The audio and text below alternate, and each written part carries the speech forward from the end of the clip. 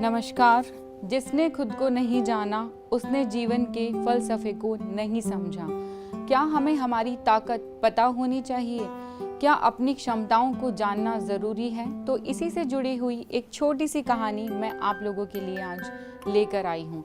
एक बार एक आदमी कहीं जा रहा था। रास्ते में उसने कुछ हाथियों को देखा और बहुत ज़्यादा आश्चर्य में पड़ गया, क्योंकि ताकतवर और बड़े बड़े हाथी के पैरों में कमजोर और पतली रस्सियां बंधी हुई थी। इन रस्सियों की वजह से वो हाथी एक जगह पर रुके हुए थे, जबकि हाथी में तो इतना बल और ताकत होता है कि वो किसी भी वक्त इन रस्सियों को तोड़कर कहीं भी जा सकते हैं। तो उसने उन हाथियों के ट्रेनर को पूछा कि ये हाथी यहाँ पर क्यों खड़े हैं और मुक्त होने के लिए कोई प्रयास क्यों नहीं कर रहे। तो ट्रेनर ने जवाब दिया, जब ये हाथी छोटे और कम ताकतवर थे तब इन्हें इन रस्सियों से बांधा गया था और उस एज में ये रस्सियां उन्हें रोकने के लिए काफ़ी थी। और जैसे जैसे ये हाथी बड़े होते गए उन्हें यही लगने लगा कि इन रस्सियों को तोड़ा नहीं जा सकता, इसलिए इन्होंने प्रयास करना ही छोड़ दिया।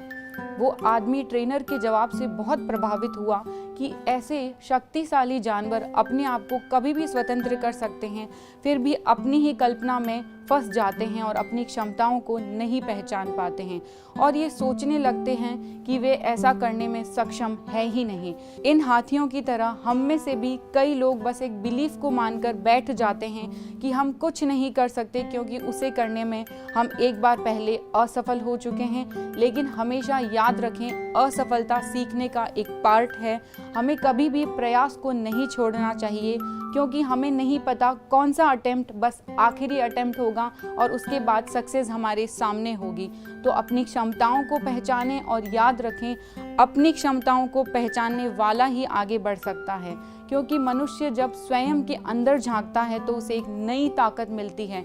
जाते जाते बस इतना ही कहना चाहूँगी कि भाग्य बदल सकता है, निज क्षमता पहचानो तो, रचो स्वयं कर रेखाएं, कर कर्म नियति ललकारो तो।